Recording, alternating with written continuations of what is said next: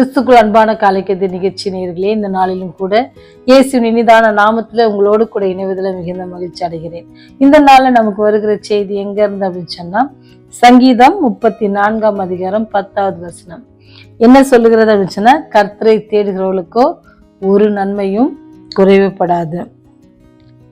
நன்மை செய்கிற இயேசு நம்மோடு கூட இருக்கும் பொழுது நமக்கு என்ன குறை இருக்க போகுது? அதனாலதான் தாவீது பக்தன் அவர் சொல்றாரு, ஒரு நன்மையும் குறைவுபடாது. சிங்க குட்டிகள் தாழ் செடிந்து பட்டினியா இருக்கும் அப்படின்னு சொல்லுவாரு. எல்லாருக்கும் தெரியும் சிங்கம் என்ன அப்படின்னு சொன்னா காட்டுக்கே ராஜா. அப்போ சிங்க குட்டிகளுக்கு சாப்பாட்டுக்கு என்ன இல்லை, குறைவே இல்லை. சில நேரத்துல என்ன செய்யும் சொன்னா, சிங்கங்கள் என்ன செய்யும், அதோடைய வேகம் அதனுடைய பலம் இதெல்லாம் பார்த்து அநேக மிருகங்கள் பயந்து ஓடும். ஆனா சிங்கம் என்ன செய்யும், ஈஸியா இரையை தேடும், இரையை எடுத்துக்கொள்ளும். ஆனா அது கூட சில நேரத்துல என்ன செய்ய முடியாதான், கிடைக்காது. அது கூட என்ன செய்ய முடியாது, சில நேரத்துல இறைகள் அல்லது சாப்பாடு உணவுகள் கிடைக்காது. அப்படி அது உணவுகளை எடுத்துட்டு வந்து அந்த குழந்தைகளுக்கு தரல, குட்டிகளுக்கு தரல அப்படின்னு சொன்னா அது பட்டினியோடு இருக்கும். ஏன்னு சொன்னா அந்த குட்டிகளுக்கு வேற ஒன்றும் இல்லை, சாப்பாடு மாத்திரம்தான். அது கூட அவங்களால சாப்பிட முடியாது. அதை எடுத்து சொந்தமா எடுத்து அவங்களால சாப்பிட முடியாது. யாராவது என்ன செய்யணும், அவங்க அப்பா அம்மா சிங்கம், பெண் சிங்கம் ஆண் சிங்கம் என்ன செய்ய, வேட்டையாடி கொண்டு வந்து அவளை போஷித்து என்ன செய்வாங்க, ரொம்ப பலமுள்ளதாக வளர்த்து விடுவாங்க. அதுதான் என்னதுன்னா காட்டுல நடக்கிற ஒரு சம்பவம். அப்படி நடக்கிற அந்த காட்டுக்கு ராஜாக்கே என்ன இருக்குமா, சில நேரங்கள்ல ஆகாரம் இருக்காது. ஆனா இங்க ஆண்டவர் சொல்றாரு, கர்த்தரை நம்புகிறவர்களுக்கு என்ன செய்யாதான், ஒரு நன்மையும் குறைவுபடாது. ஒரு நன்மையும் குறைவுபடாது அப்படின்னு சொல்லும் பொழுது ஆண்டவர் நீங்க இதுக்காக கஷ்டப்படுவீங்க, ஒருவேளை இந்த பிரச்சனைக்காக இது மாத்திரம் உங்களுக்கு தரும் அப்படின்னு சொல்ல, ஒரு நன்மையும் குறைவுபடாது அப்படின்னு சொல்றாரு. அப்படி குறைவுபடாது அப்படின்னு சொல்லி இந்த வசனங்கள்லாம் கேட்டிருக்கிற ஒரு கிறிஸ்துவ மனிதர் என்ன செஞ்சாருன்னு சொன்னா, அவருக்கு வேலை இல்லை. திடீர்னு அவருடைய வேலை போயிடுச்சு. இன்னொரு வேலைக்காக அவர் தேடி கொண்டிருக்கிறார். அப்படி தேடி கொண்டிருக்கும் போது அவருக்கு வேலை கிடைக்கல. அப்போ அவருக்கு ரொம்ப மனசு கஷ்டம்.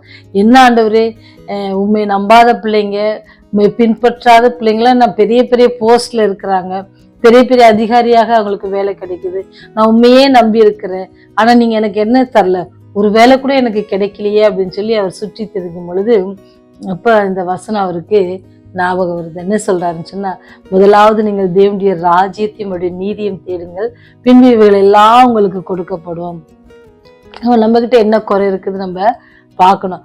ஆண்டவர் சொல்லுகிற காரியம் என்ன அப்படின்னு சொன்னா, கர்த்தருக்கு என்ன சொல்றது, கர்த்தரை தேடுகிறவர்களுக்கு.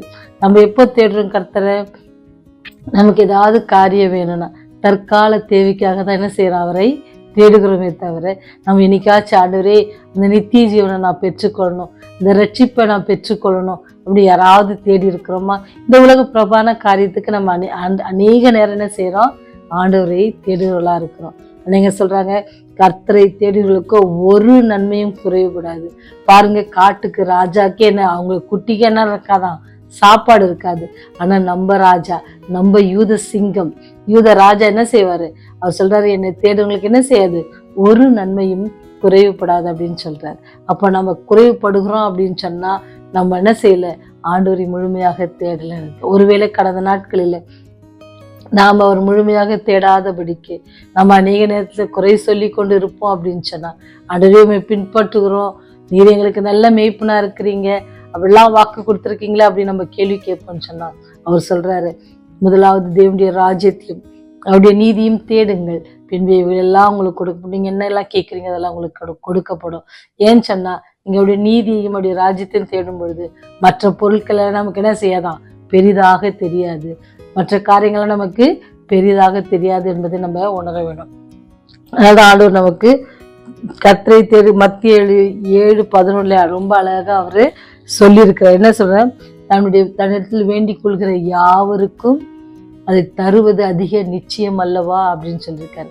நீங்க அவரிடத்துல கேளுங்க, அவரிடத்துல தேடி அவரிடத்துல நீங்க கேட்கும்போது அதை பெற்றுக்கொள்வது என்பது விசுவாசத்தோட கேளுங்க, அவர் தர காத்து கொண்டிருக்கிறார்.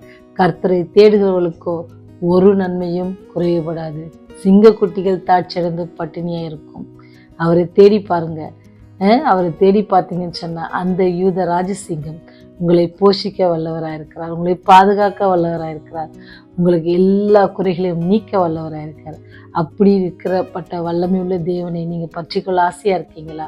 அவரோடு கூட ஜெபத்தில், என்னோடு கூட நீங்கள் ஜெபத்தில் சேர்ந்து ஜெபிப்பீங்கன்னு சொன்னால் அவர் இன்றைக்கு உங்களோடு கூட இருந்து உங்களோடு கூட இடைப்பட்டு உங்களுடைய தேவைகள்லாம் சந்திக்க அவர் ஆயத்தமாக இருக்கிறார். ஜெபம் செய்வோம்.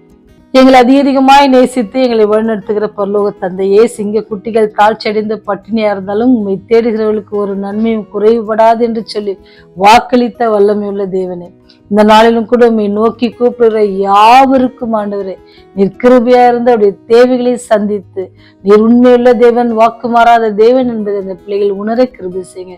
யாரா இருந்தாலும் ஆண்டவரே, நோக்கி கூப்பிடுகிற எல்லோரும் ஆண்டவரை இடத்திலிருந்து பெற்றுக்கொள்ள நீ அவளை தகுதிப்படுத்துங்க சாமி. இந்த வேளையில் கூட தேவைக்காக கண்ணீரோடு கவலையோடு இருப்பாங்கன்னு சொன்னா, இந்த பிரச்சனையிலேருந்து எங்களை நாங்கள் எப்படி வருவோம் என்று சொல்லி யோசித்து கொண்டு இருப்பாங்கன்னு சொன்னா, அவளோடு கூட நீங்க இடைப்பட்டு கர்த்தாவே உடைய தேவைகள் எல்லாம் சந்தித்து அவளுக்கு சந்தோஷம் சமாதானத்தை கட்டளையிடுங்க சுவாமி.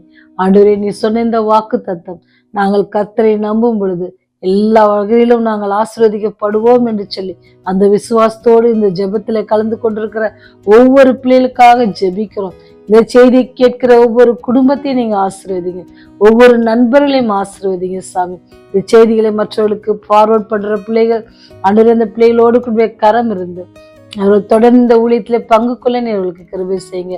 இதற்காக பிரயாசப்படுகிற ஒவ்வொரு பிள்ளைகளுக்காக ஜெபிக்கிறோம் கர்த்தாவே, ஒவ்வொரு குடும்பத்திற்காக ஜெபிக்கிறோம் தகப்பனே.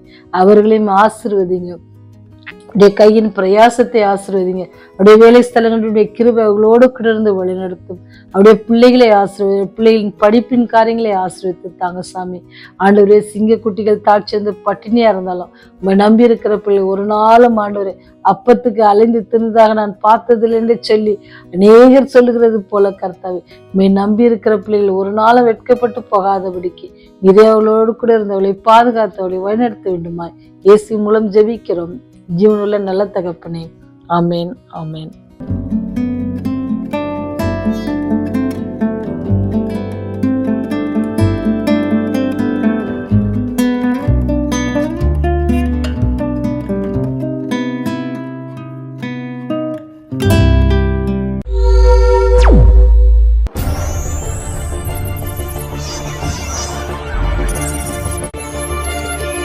நீங்கள் பார்த்துக் கொண்டிருப்பது உங்கள் ரிவைவல் டிவி.